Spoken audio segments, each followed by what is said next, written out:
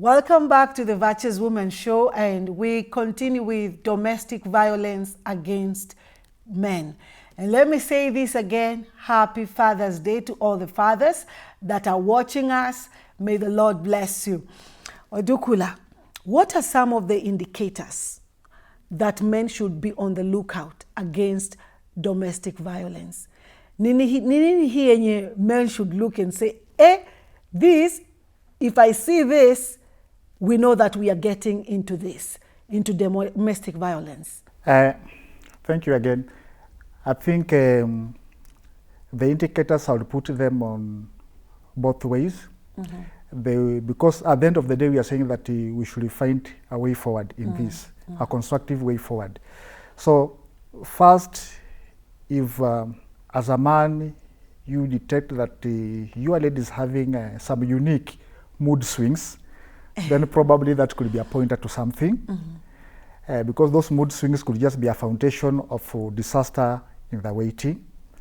If you detect strange use of finances, and when you ask, how is this going, then she snaps back, probably she could be having a certain perception where she thinks probably you are spending some money in some places, and she should help you spend that money now in a better way.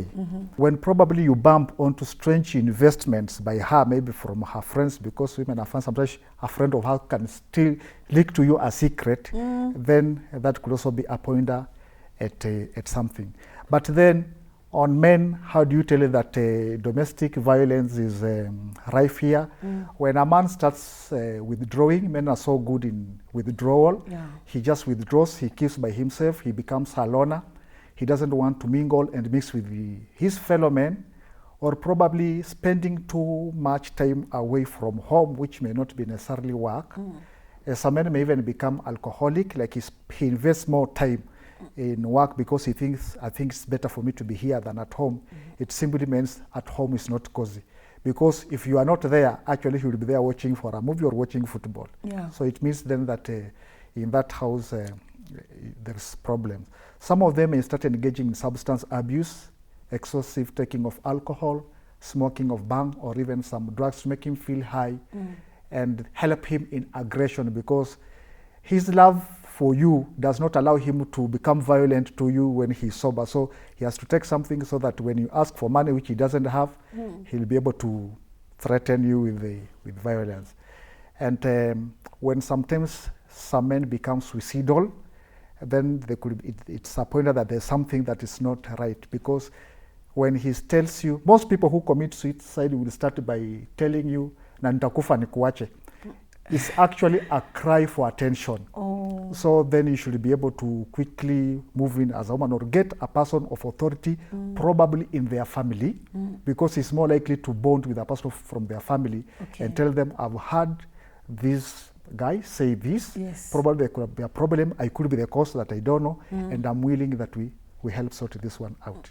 Yes, and how has being silent affected men? Now, silence means that something is still happening. It's just like a deep river. By the fact that it looks so cool on top does not mean that what is running fast underneath. The same thing with a man. He may keep quiet, he's seated there, looking at the TV screen, and you think he's looking at the television screen, but actually he's very far. You can tell he's not seeing this guy score the ball this side or the other side. It's just silence eating him up. He's imagining things are cooking up.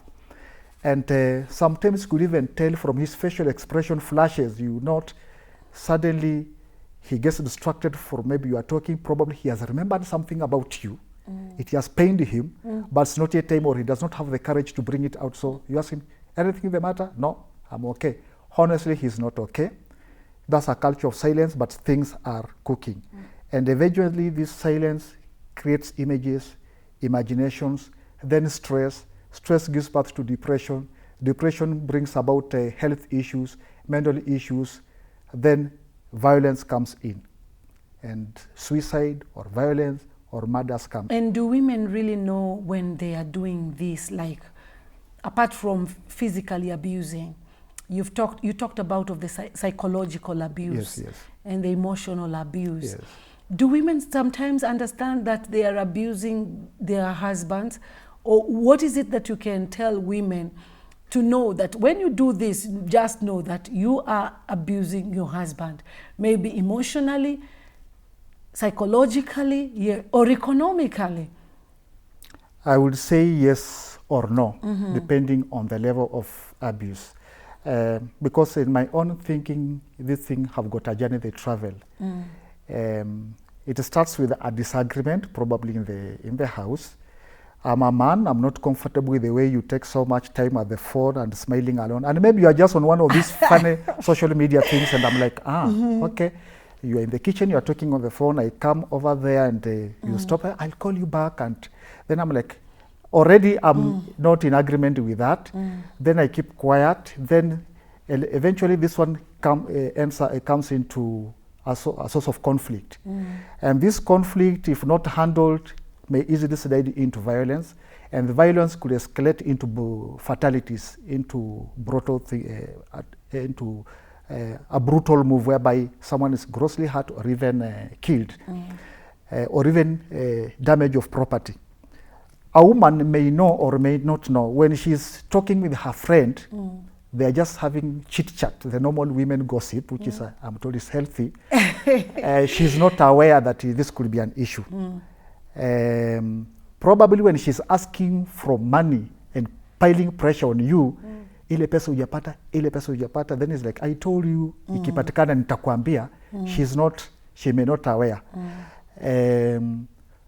Sometimes when she's redirecting her anger towards the children, she may not be aware. She may think you will notice she wants attention. So she may be aware or she may not be aware. But sometimes a woman may reach a decision. I'm not a woman, but I'm trying to think from observation. She may reach a point in life whereby she thinks, this man, I have to make a move, but before he make a move, I have to teach him a lesson. Then any form of abuse from there is deliberate. When she's siphoning money from your account, that is now deliberate. She cannot purport that she is not aware of what she's doing. When she's stealing your money when you are asleep, that is deliberate, because eventually you'll find out, and then she'll tell you, I'm not a guardian of your wallet, and maybe it's one of your children. You see, she already wants to plant a seed of animosity between you and the children. So at a certain level, she may be aware, and she thinks, okay, fine, there's nothing for me to lose, because strategically I've planned, I'm going to do things this way. Once I've brought down his accounts, then I can now make a move, and he'll be able to learn the hard way. When she organizes for gangs to attack you on the gate at night when you arrive, she cannot purport that she's not aware. Yes. Yeah. When she goes and reports you at the police on trumped up charges, so that they arrest you and put you there the whole weekend, she cannot pretend that she's not aware.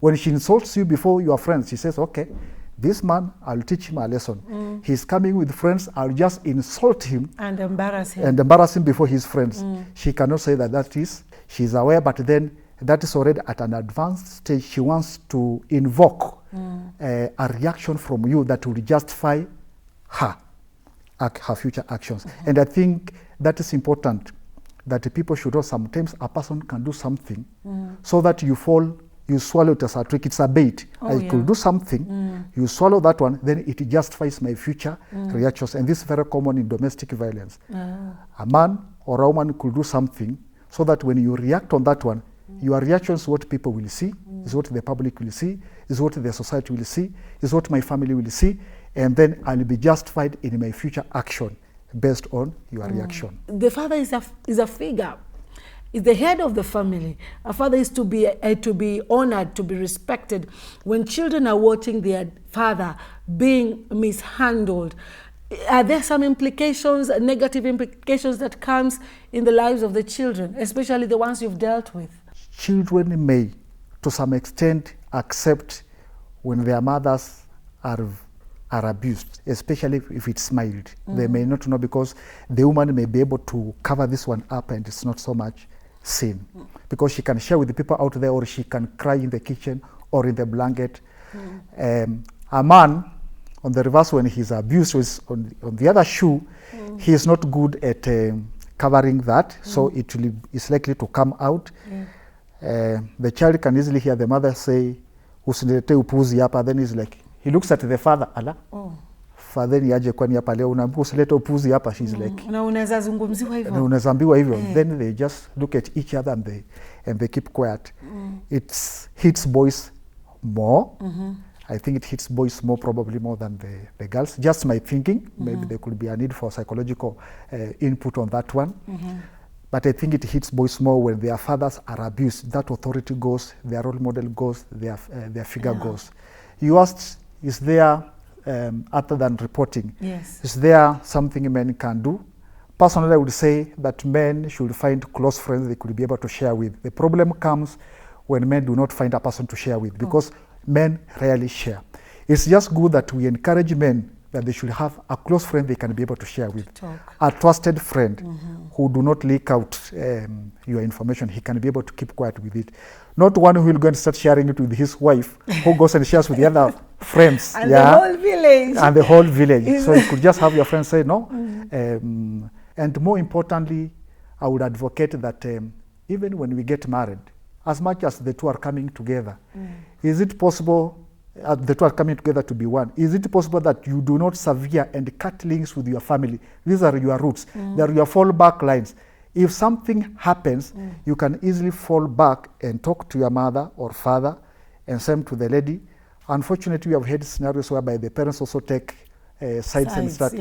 But good parents should be able to get to the root and find out what is it that's happening. One final thing. When should a man leave? Should he continue to stay until things get out of control, where they begin to kill one another? When should a man leave? Anytime a relationship becomes covered in violence that becomes difficult to reconcile and lives are at threat, my advice is move. I think it is better for you to be alive, be judged by the community, but you are alive. I would make it more personal and say I would be happy to see my father and my mother alive, even if they are separated, than dead because they were together. I think there is no life that should be sacrificed because you want to keep a marriage. A marriage is good to keep, but it should not be to the extent whereby people kill each other. Probably if we allow these people sometimes to stay apart, we could have an opportunity to reconcile them.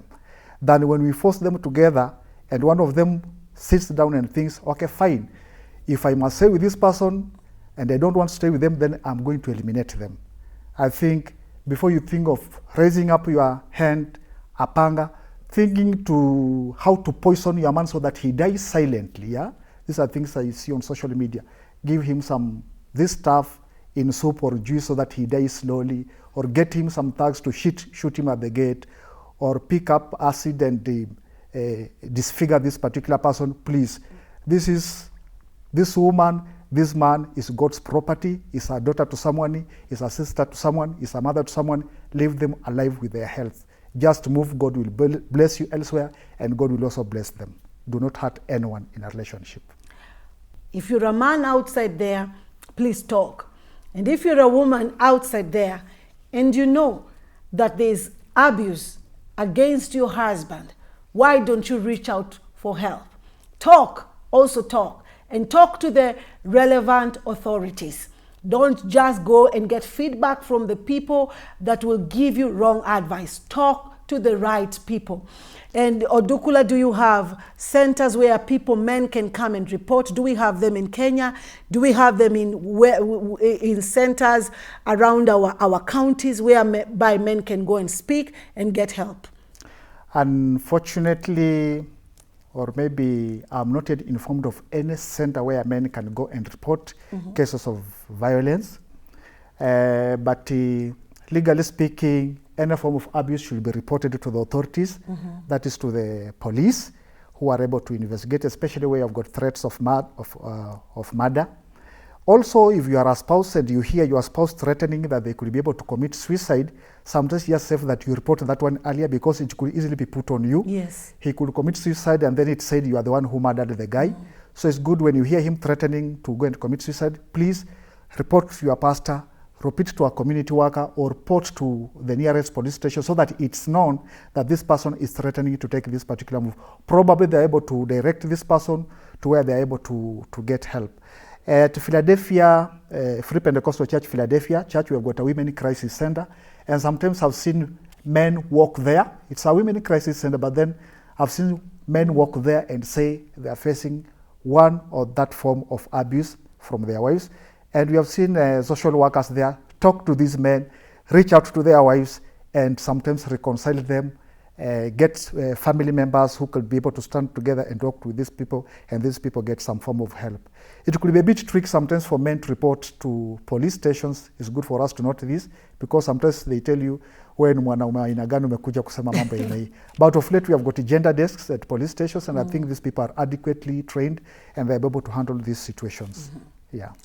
Don't be silent. Speak it out. If you're a man, speak it out. Speak it out to a friend. Speak it out to a pastor. Speak it out in a police station. But speak to the relevant authorities. Happy Father's Day to all the men outside there.